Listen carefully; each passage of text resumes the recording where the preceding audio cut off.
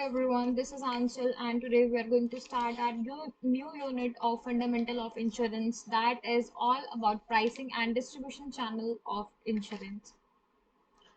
So first I had is what's the definition, like what actually pricing of insurance mean is.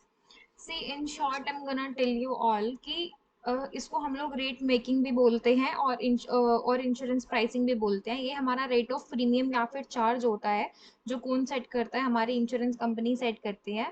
ठीक है, इसका benefit क्या होता है कि the benefit of rate making is to make and ensure like the fair premium for our clients. ठीक है, कि हम लोग जो भी रेट फिक्स कर रहे हैं वो बहुत ज़्यादा फेयर होना चाहिए। ठीक है, हमारे क्लाइंट्स के लिए जो प्रीमियम जो होना चाहिए वो फेयर होना चाहिए, ऐसा नहीं कि ज़्यादा हो।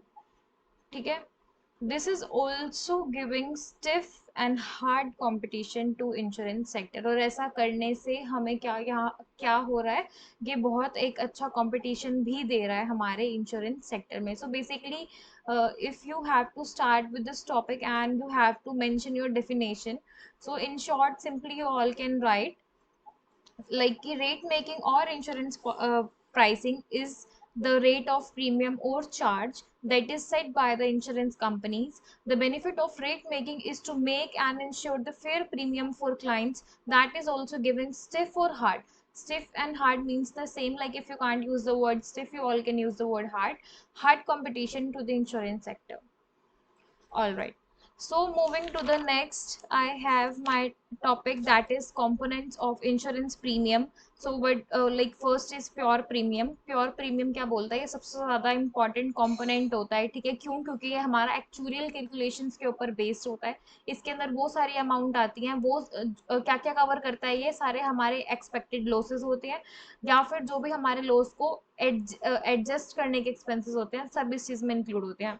Second is operating expenses. Operating expenses में क्या आता है, वो सारे एक्सपेंसेस जो ओकर होते हैं मेरे इंश्योरेंस कंपनी में मेरे रेगुलर बेसिस पे, जैसे rent, stationery, paper, electricity bill, ये जो छोटे छोटे एक्सपेंसेस होते हैं ये कब होते हैं, जब भी हम प्रोवाइड करते हैं हमारे एम्प्लॉयज़ को वर्किंग कंडीशंस। ठीक है, या फिर कुछ भी कोई भी एक्सपेंस लग रहा है मेरी इंश्योरेंस कंपनी में, वो सब आता है मेरा ऑपरेटिंग एक्सपेंसेस में। ठीक है, next is margin and other income. इसमें क्या होता है, ये वो सारी अदर इनकम इंक्लूड करता है। जैसे मान लो कभी कभी एक ज़रूरत पड़ जाती है कि मुझे कुछ ज़्यादा पैसे देने पड़ जाते हैं अपने अंडर राइटर को मेरे क्लेम को सेटल करने के लिए, एक तो वो एक्सपेंस आ गया इसके अंदर। या फिर अगर मान लो एक कंपनी ने किसी दूसरी कंपनी के ऊपर केस कर दिया, तो उस टाइम पे जो पैसा जाएगा वो वाले सारे एक्सपेंसेस इसके अंदर आ जाएंगे, वो सारी इनकम इसके अंदर आ जाएंगी। ठीक है, तो इन इस चीज हमारी अदर इनकम में ये सारे जो हमारे अलग से खर्चे होते हैं वो सारे इंक्लूड होते हैं। ठीक है, like here you all can see the word contingencies. इसका क्या मतलब होता है, जो भी आपका एक्स्ट्रा खर्चा होता है। ठीक है, कोई भी एक्स्ट्रा खर्चा वो सब इसके अंदर इंक्लूड होता है। Next I have is pricing objective.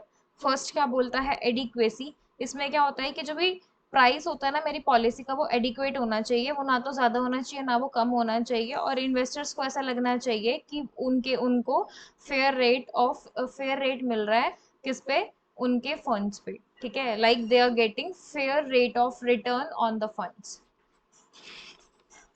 Moving to the next I have like इसी को ही अगर मैं थोड़ा सा और समझाऊं, एडिक्वेसी को ही, सी कंपनी को ऐसा प्रीमियम शुड सेट करना चाहिए like according to the financial needs. ठीक है, that are needed to grow the company, मतलब ऐसा प्रीमियम हो जिससे मेरी कंपनी भी ग्रो करे। ठीक है, और मेरे सारे के सारे एक्स्ट्रा जो एक्सपेंडिचर हैं वो भी उसके अंदर कवर हो जाए। ठीक है, जो भी अमाउंट कंपनी लेती है इंश्योर्ड से, ठीक है, वो उसको क्या करते हैं, उसको उस प्रीमियम को सर्कुलेट करती है और एक्सपेक्ट करती है उस पर fair rate of return.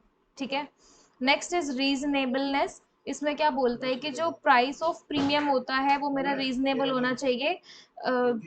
It should not be, वो ज़्यादा ना तो वो कम होना चाहिए ना ही वो ज़्यादा होना चाहिए। ठीक है, और it should be as much that buyer can afford that, और उसको बेनिफिट भी मिलना चाहिए लाइक इंश्योर्ड को भी और मेरी कंपनी को भी।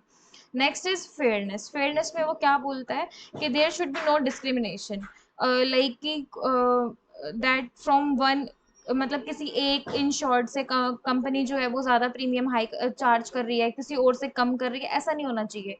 अगर किसी एक पर्सन ने मतलब किसी दो पर्सन ने सेम पॉलिसी ली है तो उनका जो प्रीमियम होना चाहिए वो भी सेम होना चाहिए। Next is simplicity. इसमें क्या बोलता है कि प्रीमियम जो है ना वो मेरा बार बार चेंज नहीं होना चाहिए, ठीक है, मतलब एक शॉर्ट लेवल ऑफ पीरियड पे चेंज नहीं होना चाहिए, कंसिस्टेंट होना चाहिए, अंडरस्टैंडेबल होना चाहिए, फ्लेक्सिबल होना चाहिए और एक्सपेंसिव नहीं होना चाहिए। और जो रेट ऑफ प्रीमियम होता है वो ज्यादा नहीं होना चाहिए। Factors will do later on. I had the how the cost of life insurance is determined. इसमें वो क्या बोलता है, देखो, मतलब कि जब भी हम लोग लाइफ इंश्योरेंस देते हैं तो क्या क्या चीजें, मतलब कौन कौन सी कॉस्ट हमें डिटरमाइन करनी पड़ती है, ठीक है। तो इस चीज के लिए हमारे पास तीन फैक्टर होते हैं, mortality, interest and expense. Expense हमारा वो अमाउंट होता है जो कंपनी ऐड कर देती है हमारी कॉस्ट ऑफ पॉलिसी पे, ठीक है, ताकि जितने भी जो एक्सपेंस हो रहे हैं मेरे कंपनी के वो सारे कवर हो जाए। First is mortality. मोर्टालिटी में क्या होता है कि देखो, हाँ लाइक बाय जब भी हम लोग चेक कर लेते हैं ना mortality rate of a person, उसके बेसिस पे ही हम लोग प्रीमियम को डिसाइड करते हैं कि हाँ भाई कितना प्रीमियम होगा कि ये इंसान पे करेगा। मोर्टालिटी को देखते हुए ही हम लोग उसकी जो लाइफ एक्सपेक्टेंसी होती है एक पर्सन की, उसको हम लोग जज करते हैं, एस्टिमेट करते हैं।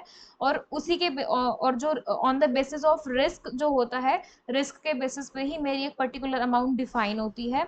अगर किसी भी पर्सन को स्मोकिंग हैबिट्स वगैरह होती है, ठीक है, तो उसकी डेथ की एक्सपेक्टेंसी ज़्यादा होती है, तो उसके अकॉर्डिंगली उससे प्रीमियम ज़्यादा चार्ज किया जाएगा। मोर्टालिटी टेबल कौन सा अमाउंट बताती है, वो अमाउंट बताती है जो भी इंश्योर्ड आगे पे करेगा। Next is interest. इंटरेस्ट में वो क्या बोलता है, one second.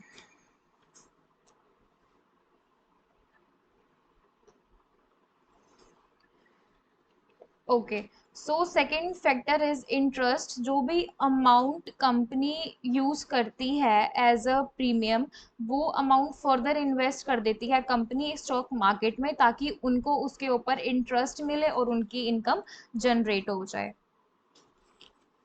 Next is expense. Expense में क्या होता है, सी, अपनी इंश्योरेंस कंपनी को रन करने के लिए कंपनी को क्या बहुत सारे एक्सपेंसेस करने पड़ते हैं, बहुत सारे खर्चे करने पड़ते हैं, जैसे भाई एजेंट की सैलरी, वेजेस भी पे करती है, और भी बहुत सारे अननोन एक्सपेंसेस होते हैं, ठीक है।